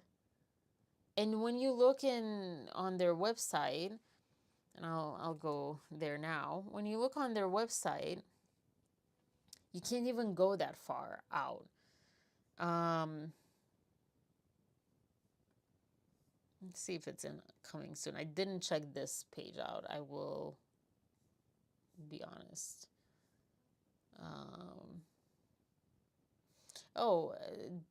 I think this is the one that has like Scarlett Johansson. This is, I don't know, the whole thing with Jurassic Park. Oh yeah, no, it is here. But it's okay, so it's not on the stuff. So yeah, okay, so it's whatever. Yeah, it's here. Layla Rose Summers, lead singer of Fearless, the unofficial Taylor tribute, will perform the hits and fan favorites live from every single Taylor era. Pick your era's outfit, bring your besties, and be ready to have fun. For more information, check out swiftyfest.com. Let's check it out. Let's see what that's about. But isn't that something? Isn't that something? I mean, you can't tell me that this is, if Taylor Swift was Team Blake and she was like against Justin and he was a misogynist and he was a sexual predator like Blake called him, or not Blake, but her team, her representation, whatever that article said that, those words about him. If he was that, unless like this will, be challenged and it was just like an error, she wouldn't let this slide. I don't think I wouldn't. If I was Taylor Swift, I would not let some man who I saw as scum, is what Blake is trying to portray him as. I would not let that kind of man use my name, my music, and profit off of me. Or like, right? So, yeah. So it's in Indiana and in Illinois. It's in these two places. That's not really a fest, I feel like, at that point. But yeah, cool.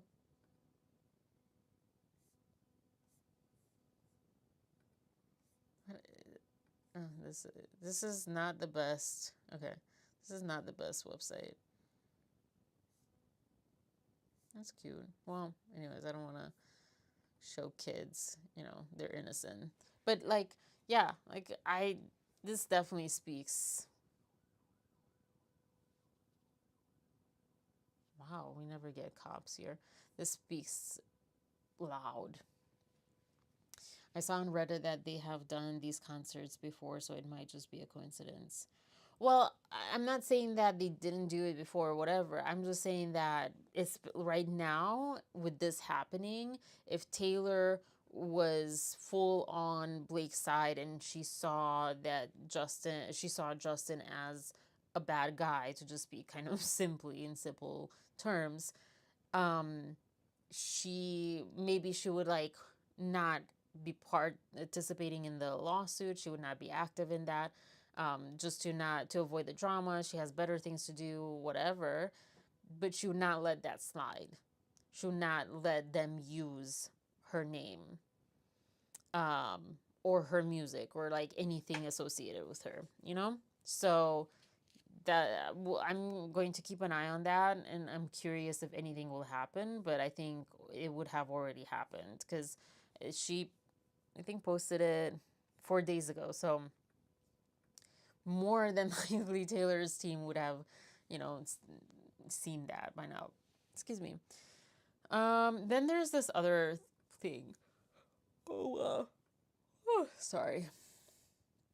Explosive argument between Ryan and Blake. And this kind of makes Ryan, if I understand this right, maybe I don't understand this right. Before I say that, let me just play this. And also, that's the body double, canestraro. Wow, that is a hard to say. Yeah. That they found on a Daily Mail article, and it was a comment, and it says, My mom is best friends with the makeup artist, the principal makeup artist for the movie. I think her name is Vivian Baker. She just left our house down here in Florida and gave us tons and tons of information. It's delicious. So she claims that Ryan and Blake were arguing in her makeup tray. I know there's like, yeah, NDAs, blah, blah, blah, but I feel like this is so credible. I feel like the makeup artists are the ones that would totally be like, ooh, let me tell you what happened. Trailer about the fact that she let them come into her trailer while she was nursing her baby. They were screaming about everything for like 2 hours straight.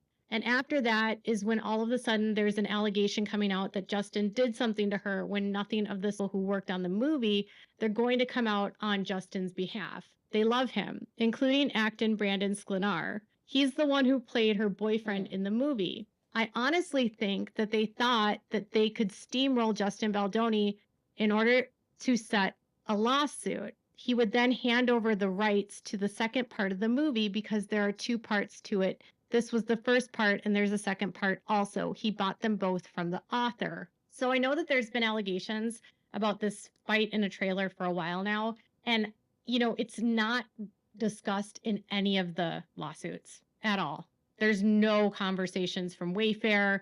I tried to get confirmation of this from any of my sources. No one has said a word that this occurred. I don't know that I heard about this before, and I will have to change my my title to this video because my understanding was, and I was like trying to like see all these like videos, read all these articles, or do all this stuff beforehand, before right now. So I was definitely cutting corners. My understanding was that Ryan and Blake had this fight, but first of all, I don't see Justin screaming. As what we've seen him. B, as a director. I'm sorry, but like, no. And especially because he wasn't the director in power. She was the movie star. She had the more power. So I don't see that at all happening. It's really weird to imagine her or anyone on set screaming, but I guess I imagined that. I don't know, but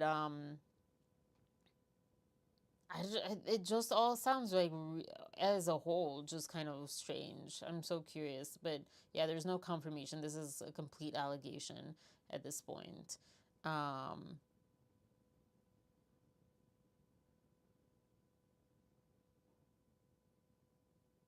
It doesn't even make sense. They were arguing in her makeup trailer about the fact that she let them come into her trailer while she was nursing her baby.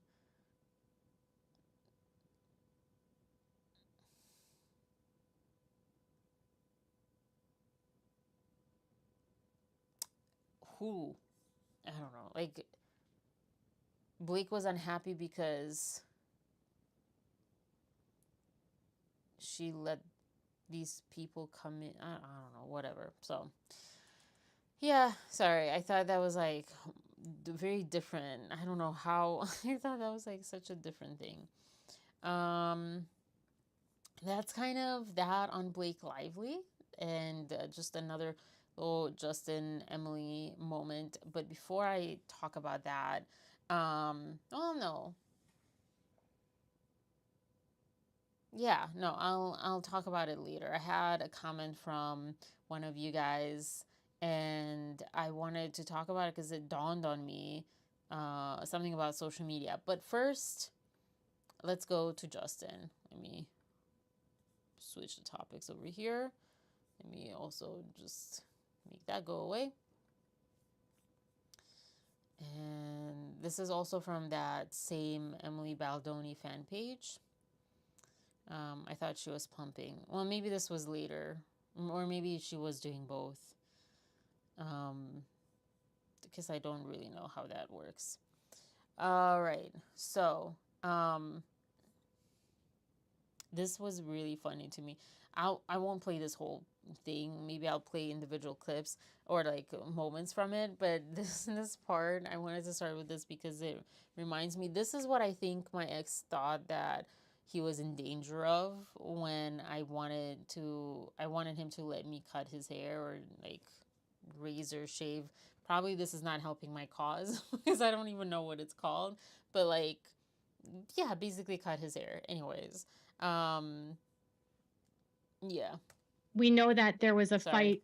Wrong thing. I don't know why it does that. This is what I did.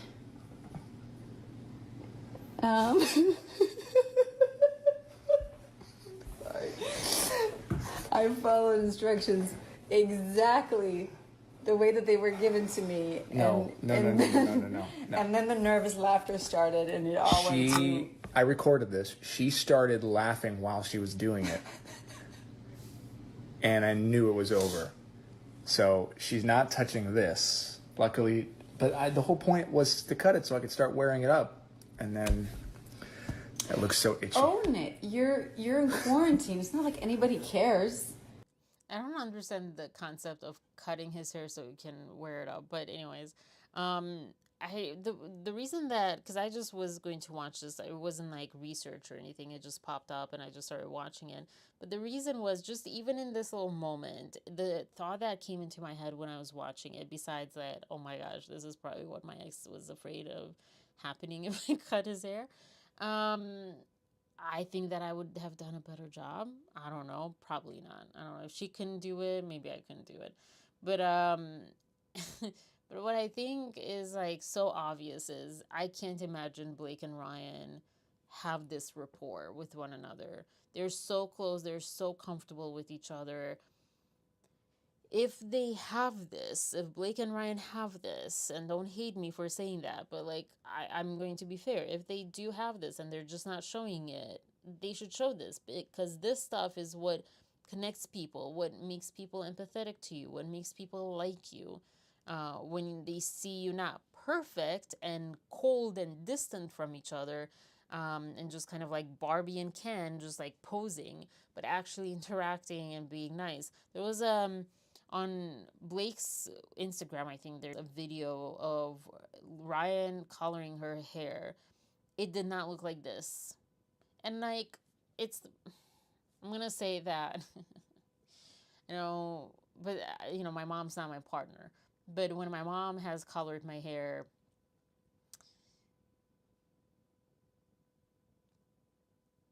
there's no explosive fights. I don't think so. But it's definitely not a fun time. She always somehow gets a dye on my forehead, in my eye, or like close to my eyes, in my ears, something. And I'm like, this is why you're supposed to do it. I also I was letting her do it because she likes that stuff. When I was little, she really, wanted to do my hair, to braid my hair, whatever. And so I'm like, okay, it's like she wants to have that connection and wants to be a mother still and all that stuff, even though I'm grown up. So that was the only reason I was putting up with that, because I'm like, how are you doing this worse than if I would do it? Like, you have control. You're there. I don't know. So yeah. So, but like they did not look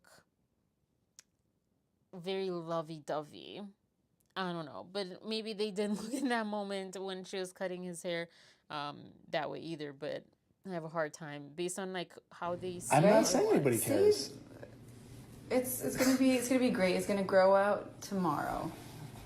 And can we also talk about the fact that I look exactly the same that I did on your live 3 nights ago, because I have not changed my clothes or washed my hair, and basically the exact same person I was 3 days ago. Great. We had such fantastic. We had such a good laugh today. Somebody posted the blooper reel from the other night when she was crawling. And when we almost suffocated half of. I'm just over here with my engineered hardwood floor. Hi. Hi. Hey, Emily. Hello there, Justin. What are we giving away today? Oh gosh, I don't know. What do you think? We're giving away. Oh, I love them. Sorry, I could watch them all day. And this made me think so much over, you know, the last time. It was the one with the doctor, I guess, that really kind of had that turning point for me of how good it feels to watch these videos that I didn't even think of. I didn't even think they were online. I didn't know that they were online. My friend used to say that people who post their relationship on social media, who post happy pictures, this is so cynical, who post happy pictures or them laughing or like, you know, caption, what a great time or whatever, that those are the unhappiest couples and not, you know, they're just like kind of faking it because they're so unhappy at home. And so I guess that in that kind of assumption, I didn't even think that they were posting online. And I don't think anyone can say that they are faking it. They're quite genuine. They look very much very genuine. I don't know if it's this one. Why are we going? Right? No, not I this know, one. it's crazy. I was like, oh. We are so close. I just burped. Excuse me. I prayed about it too, and I prayed for it at one point early on. I prayed for a sign, and I got a super clear sign. I just burped. Excuse me. The sign was a burp. I was like, oh. We are so classy tonight. Yeah, and I'm wearing like half of a shirt. All right. I just noticed my hair. This is, jeez. Yeah. We are. Can't you tell that we were just made for each other? It was obvious. No. But I knew she was the one. And we've said it before, it took a little longer for me to hop on the bandwagon and realize that we were meant to be together. I don't know, the part too, that was cute, but the part that This was she knew this hair was in her future. Home. So we'll be back tomorrow night. Right? Let's breathe. I was thinking this was almost inspiring, but I don't have the courage. I don't feel as confident to just do this. I don't even do this by myself. I need to start breathing. But you know that, I forget the name of the breathing. He does it on counts of 5. I know it on counts of 4. Like you breathe in for 4, you hold 4, you let out 4. I also know, I was taught like there are different styles. Like one is like breathing in for 4, holding for 5 or something, letting out for 7 or something like that. And then there's also like where the breath goes out first, which I didn't even know that was a difference. But if you let out, like you breathe in stomach, diaphragm, and chest, and then you breathe out chest, diaphragm, stomach, it's one type of breathing.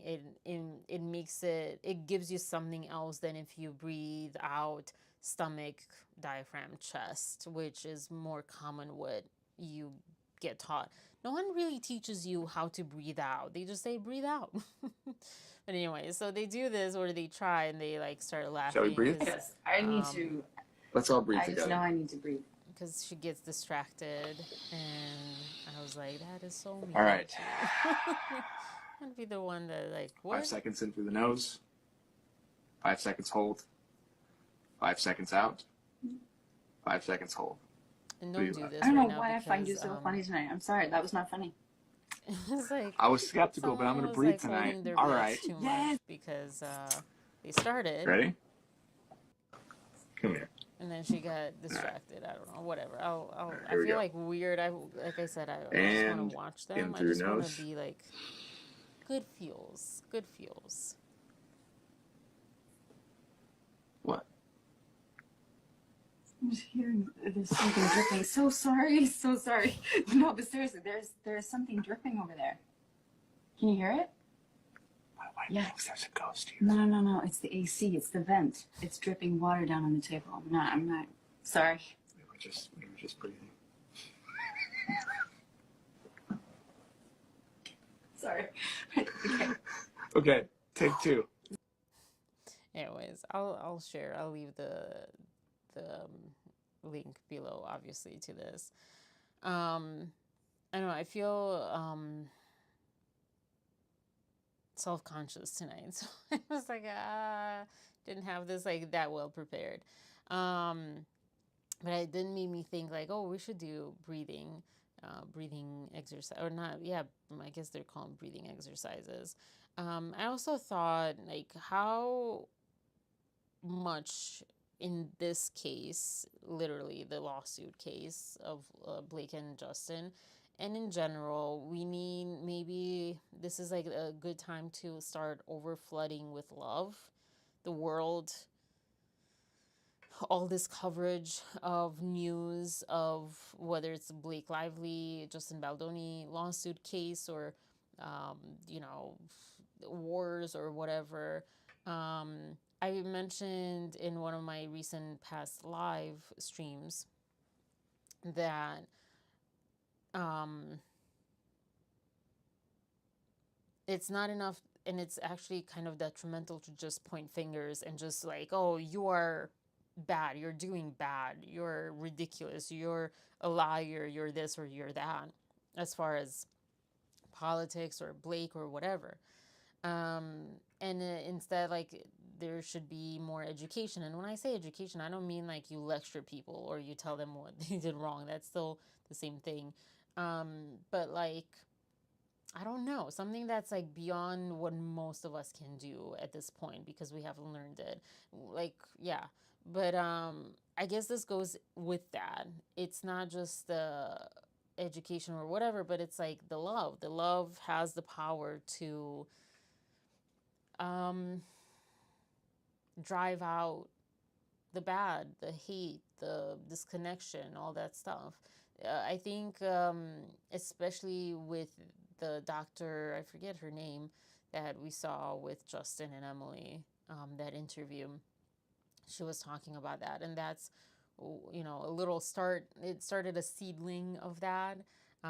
Selena Gomez had Kill Him with Kindness, that song. And I remember like, yeah.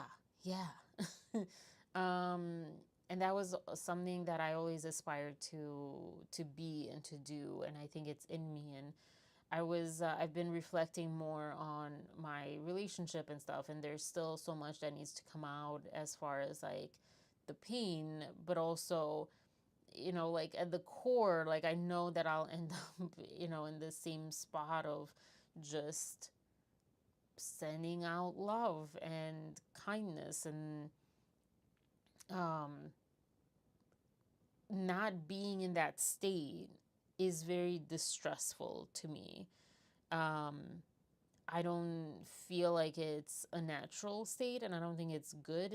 And they tell you too, like by being bitter, and by they, I guess this comes somewhat originally from Nelson Mandela, although like I feel like so many things are, you know, who knows when they initiated, but that's the most famous. And I'll paraphrase because I don't remember the exact quote, but um, holding on to resentment or whatever is like drinking poison and expecting the other person to die or whatever.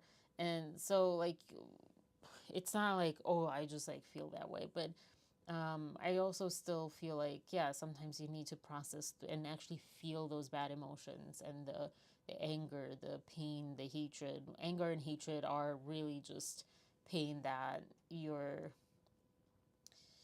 experiencing outwardly, because you feel trapped, because you feel like you have no control over the pain, like of being hurt, you know. So, but yeah, so yeah, but I was thinking a lot in terms of this. And then, yeah, I noticed when I was like, because I started journaling and stuff, and I noticed like so much of that starting already to kind of butt up and come out, like the not even forgiveness, because forgiveness I feel like is weird because it to me it still implies like you're holding something over the other person if you forgive them, and there's something to be forgiven for and all that stuff. But like what I'm thinking of in terms of like what I'm saying with, you know, over flooding, you know, the world with love, over flooding tough situations with love, over flooding when people want to just breed more the opposite of love, whatever you think that is. Because I don't think it's hate necessarily, but that's one of the things that it's opposite. Is yeah, it's not forgiveness. It's just like just the building block, I think, of if there are souls of the soul, and that kind of spiritual realm, and just the interchange in life and in just of the atoms and everything. I don't know. That's not, I mean, I'm starting to sound really crazy right now, but I'm having a hard time sort of finding my words because it's an infant idea. It's an infant thing. But it's connected to something that's fundamentally in me. So it's like I know it, but I don't know how to express it yet. But yeah, and this like brought that up too. It's like this is a time where yes, we should highlight crazy stuff, stuff that does not appear truthful. We should hold people accountable. We should hold stuff accountable. And there's responsibility and consequences, yes. But I do believe that the only thing that can make the world better and make these situations and these people, I'm going to say something bold, change. And I'm not referring necessarily to my ex, but like to Blake Lively is what I was thinking. But yeah, the circumstances, etc. I think the only thing is love. And I feel like it's so controversial because when I think of the advice I always got and the advice that I see other people when it comes to news, when it comes to like, oh, well, they believe something different than I believe. They supported Trump. They voted for Trump. How can I, like, I'll just disown them from my family or, all these kinds of takes with relationships. The cliche is like, oh, you deserve better, which, I mean, true or not true, but that's like the cliche is always kind of like you against the other person and, your friends, your family, whatever, having like you on a pedestal in a way. And then the other person, like they're the worst human being, or sometimes not. Like, I feel like in our situation, it was not that, but like, but yeah, like the cliche is always from a place of putting another person down, and all that stuff. And the world is not operating that much from just love, from moments like these of just people being people. And yeah, I don't know. I got mind tied, like tongue tied, but like brain tied. So yeah, which leads me, and I'll get to the chat after this short little other comment. So I replied to this, to one of you guys, to this subscriber. And for the first time, it dawned on me that social media, sometimes people say that social media, when you are feeling behind in life, when you are whatever, social media is your enemy. If you have social media, you'll have fear of missing out. You'll feel behind in life because you see all these people being happier than you, having life more together than you, or having what you don't have and all this stuff. And you see people like at least appear, if not actually also being ahead of you.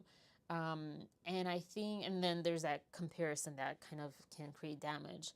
But then it also made me think, in my experience, I feel very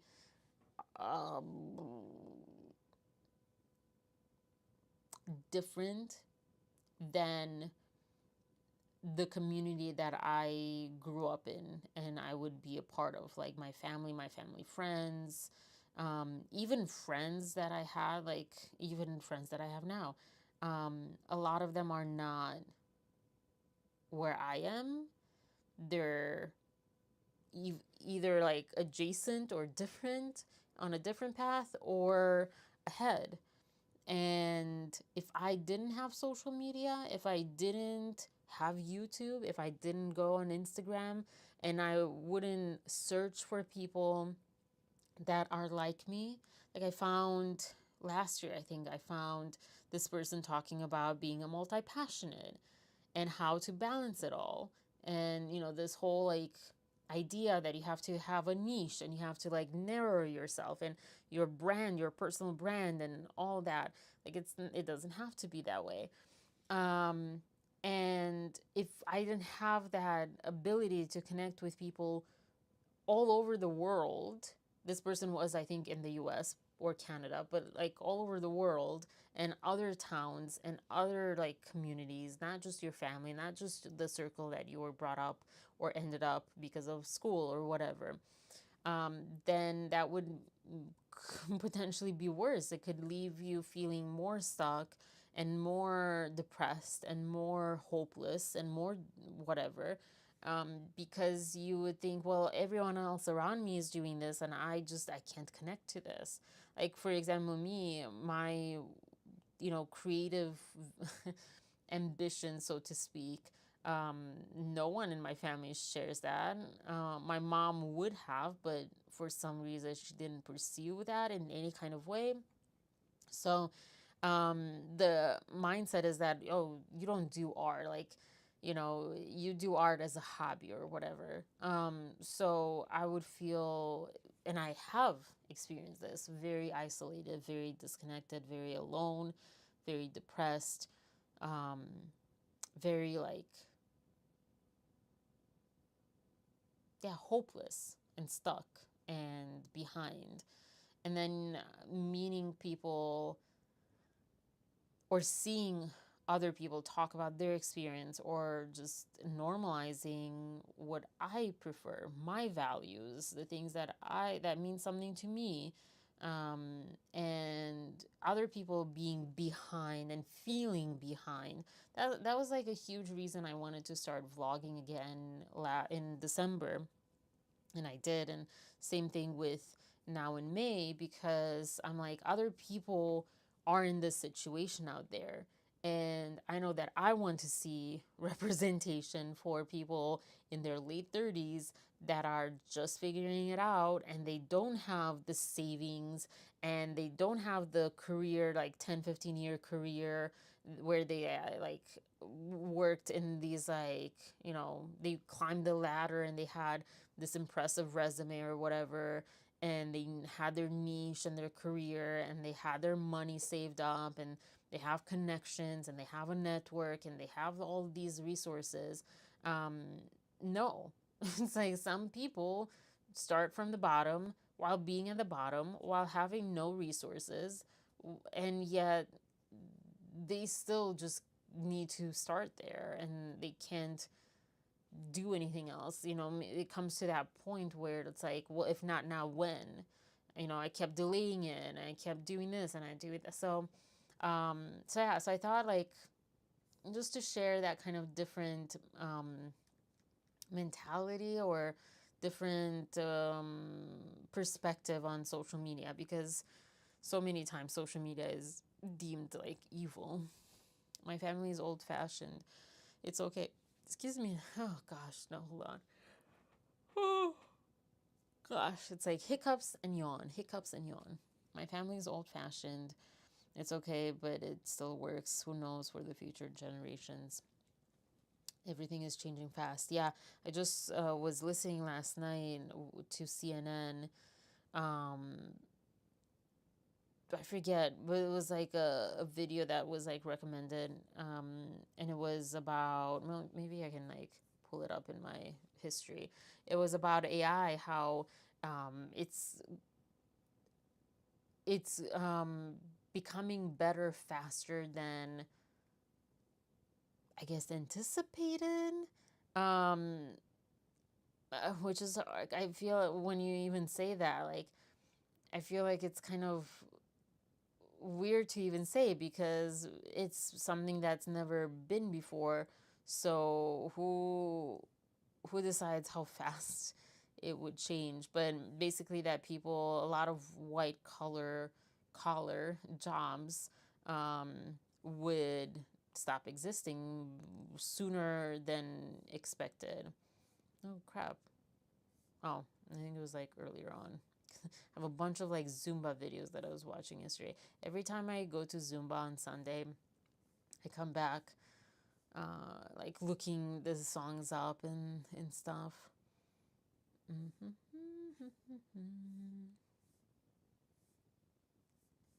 There we go. AI companies CEO issues warning about mass unemployment. It was the title. There's a commercial right now. Oh my gosh. He's like, you can do it too.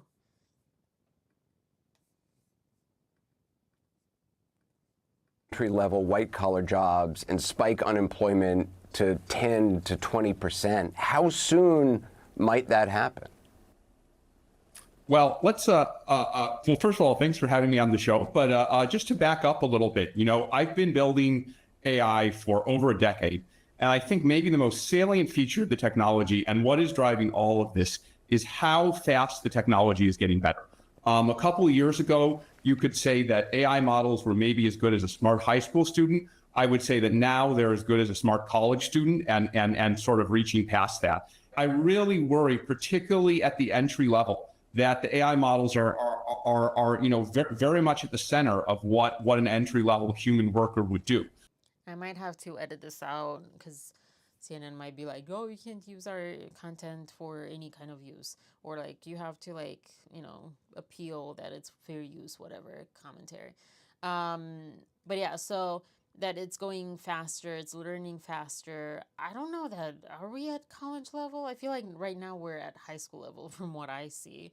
In a way, when I've used ChatGPT, it feels like it's become worse, but ChatGPT is not the only AI model, AI thing.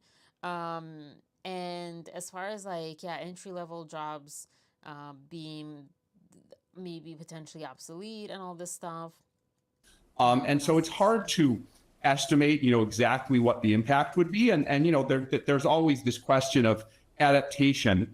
And you know, these technology changes have happened before, but I think what is striking to me about this AI boom is that it's bigger and it's broader and it's moving faster than anything has before. And so compared to previous technology changes, I'm a little bit more worried about the labor impact simply because it's happening so fast that yes, people will adapt, but they may not. They won't adapt fast enough. This is why are we at war? People are still having wars in this world. And AI is like whooshing past. We should be preparing for universal income. We should be preparing for what life after AI, for what happens. You know, we won't have jobs like we have now. And I remember when Trump was getting elected, or before, I don't know, not the first time, but the second time, I remember the conversation around, you know, coal miners, you know, having more jobs and like all this kind of stuff, like going backwards to these jobs. And it's, I mean, first of all, yeah, I guess that you can do that mechanically with AI and with technology, with robots, etc. But it might be like a little slower to that level or less incentive to that level. Although, again, you know, benefiting humanity and people being healthier, not, you know, as sick as when people work those kind of jobs, factory jobs, etc. But I remember thinking, like, why are we going backwards when, like, I was thinking of this, like, we need to face that basically, and this was another part of that same conversation that I was having with the subscriber. When, like, we need to go beyond, we need to learn and face and change beyond that idea that we are only good as productive creatures. If you haven't seen the Bee movie with Jerry Seinfeld, it's animated and it's with bees. And his character is basically just like, whoa, I'm not a worker bee. Like, I need something more. He was curious and all this stuff. And all these bees were like, no, you just go to work. You just get assigned a job, or you pick a job, whatever, and then you go to work for the rest of your life and you do that. And that was like in, I want to say 2005 or 2015 or something like that. It couldn't have been 2015. But it makes me think of that kind of concept that, you know, people just like can realize like you can be important, you can be valuable without being just a machine to produce stuff. 2007, I was close to with 2005. Really cool movie. Highly suggested. B movie, Idiocracy, and Wall-E. I feel like these we need to watch right now because it's happening. They're happening. And then this guy also says something else that's interesting, because you might say, well, then we should slow down on AI, et cetera, et cetera. Not adapt. And we know people in the alarm, because if you're from more. Yeah, I mean, you know, I think the reason I'm raising the alarm is that I think others haven't as much, and you know, I think someone needs to say it. You know, to be clear, and you know, I recognize it's always a difficult balance, right? I'm aware of my position, that I'm expressing concerns about it, and you know, one, I think the benefits are massive, and you know, we need to find a way to you know, to achieve the benefits and mitigate or prevent the harms. And you know, the second thing I would say is, look, there are, as you mentioned, 6 or 7 companies in the U.S. building this technology, right? If we stop doing it tomorrow, the rest would continue. If all of us somehow stopped doing it tomorrow, then China would just beat us. And I don't think China winning in this technology is, you know, I don't think that helps anyone or makes the situation any better. And it's really not even, sorry, Anderson. My gosh, like they do this on purpose, I feel like. It's not China that's like, oh, of course, I feel like YouTube kicked me off because of this. It's not that it's like China per se. It's that anyone, there's so many ways to do this. So, yeah, like you can't stop it. It's what I was saying. People that the sentiment around the world of resisting and delaying the inevitable, which is change, and which is things that ironically would make it better, would make life better if done right and if focused on the right things, instead of focusing on delaying it, on stopping it, which you can't stop, and all that stuff. So, yeah, gosh darn this. I should have put back on general news, but those are the things. And I'm pretty sure, because this happened one other time, that Daily Show time, when I suddenly was getting no data.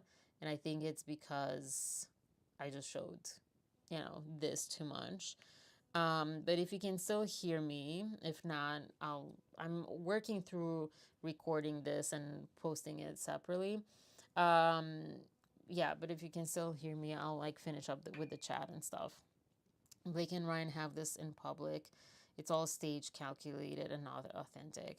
I don't think they even have that. I've not seen them be very lovey-dovey. Oh my gosh, this is so slow. Wow. Hitting almost midnight. Come on. Catch up. What's going on? Anyways, yeah, I don't think that that they're even close to that. Maybe because it's not authentic and it's calculated, it comes across that way. But I've not seen them that lovey-dovey. I've seen them more cold and more just like what you might be even used to seeing as far as couples. Yeah, I don't know. Anyways, I'm gonna wrap things up. Thank you guys for being here. Thank you